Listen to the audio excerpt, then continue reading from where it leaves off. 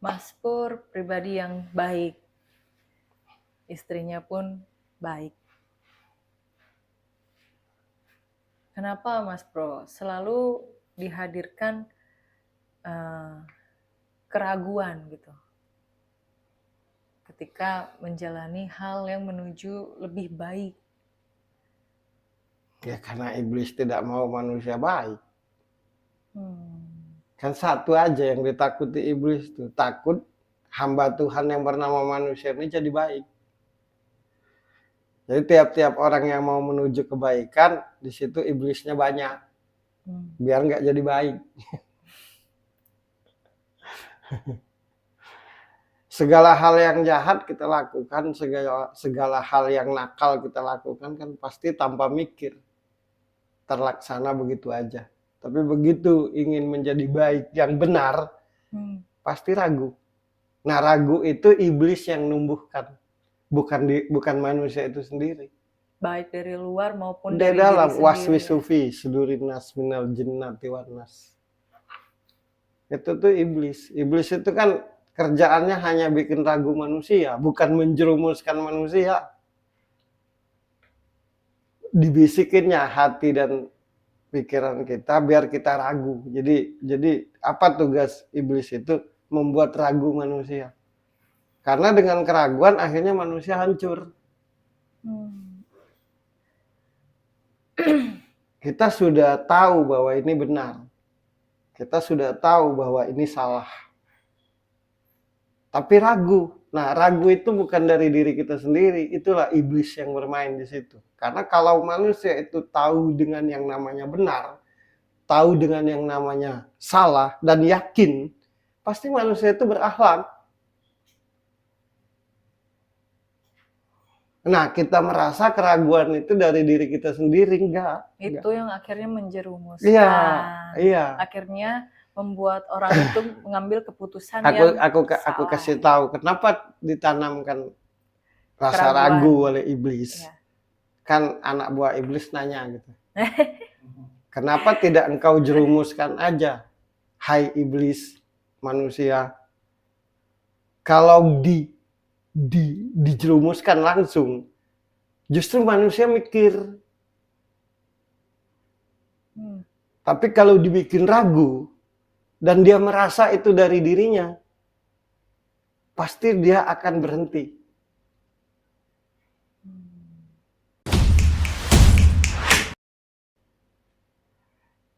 Ayo kita, contohnya sesama kita aja, ayo kita mabok parah. Justru nggak mau.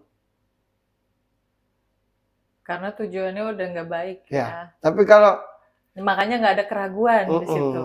Tapi ayo kita jalan nongkrong doang.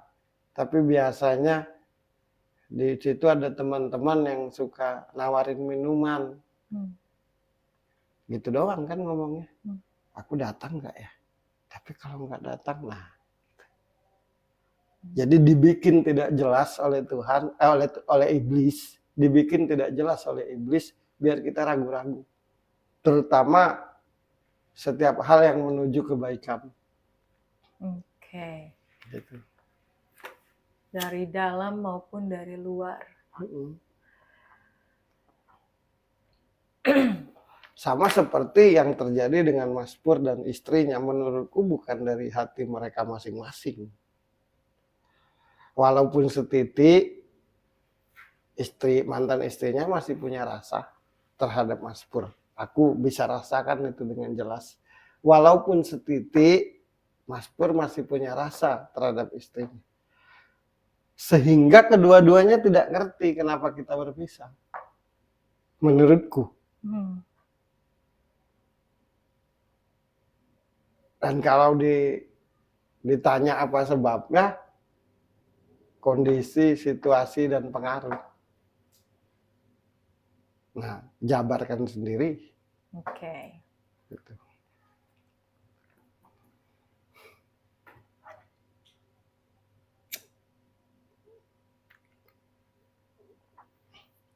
Orang-orang berpisah kan pasti sakit hati.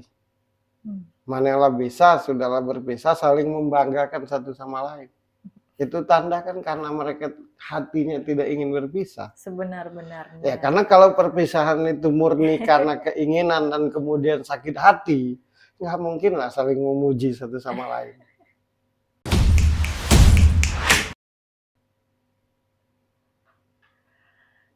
Godaan itu tidak akan datang kepada siapa, Mas Bro?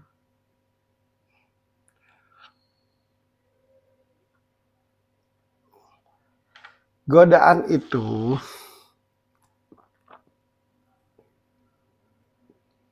tidak akan datang kepada orang yang lama mikir.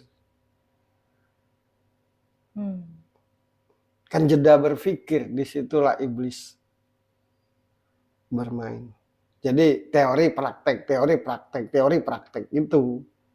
Karena hasil yang sebenar-benarnya kan setelah dipraktekkan. Oke. Nanti aku pikirin dulu ya. Nah, di situ mulai ya. Inilah engkau, kata iblis. Makanya teori praktek. Apalagi baik.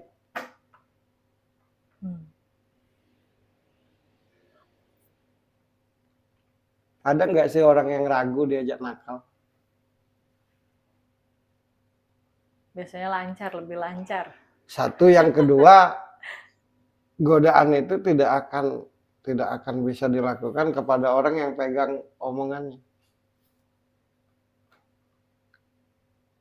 Yang pegang kata-katanya. Yang tidak gampang berkata-kata gitu.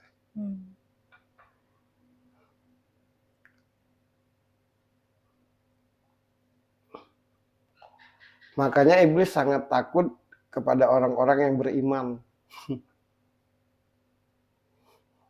Punya iman dan beriman kan lain.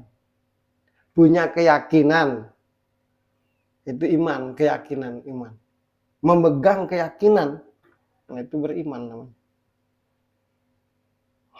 Aku punya iman, aku punya keyakinan, tapi belum tentu berkeyakinan dan kupegang.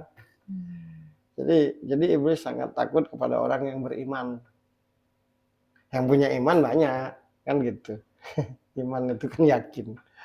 Kata lain dari yakin, banyak. Aku yakin dengan Tuhanku, tapi tidak dipegang gitu.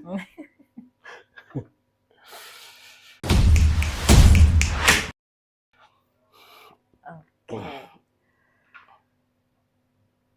Dalam rumah tangga, apa sih hal yang akhirnya jadi pemicu utama gitu? Hubungan itu mulai tidak baik. Tidak terbuka satu sama lain dalam hal apapun.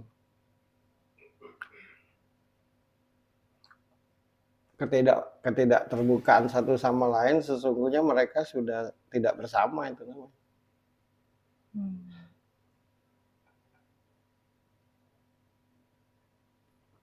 Jadi ceritakanlah segala hal dengan pasangan, hal menyenangkan dan tidak, karena dari situlah kalian akan terkoneksi.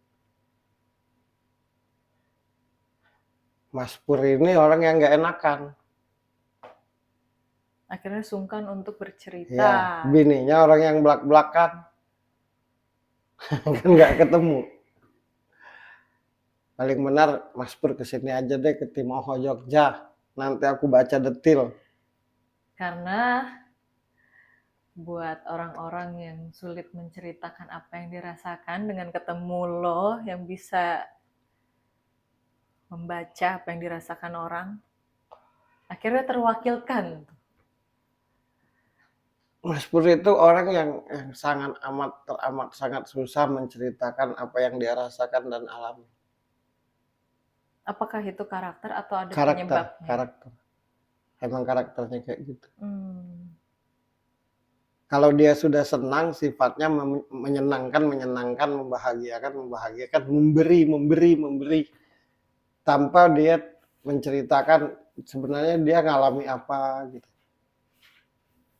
Nah, sedangkan istrinya ini maunya belak-belakan aja, karena nggak enak.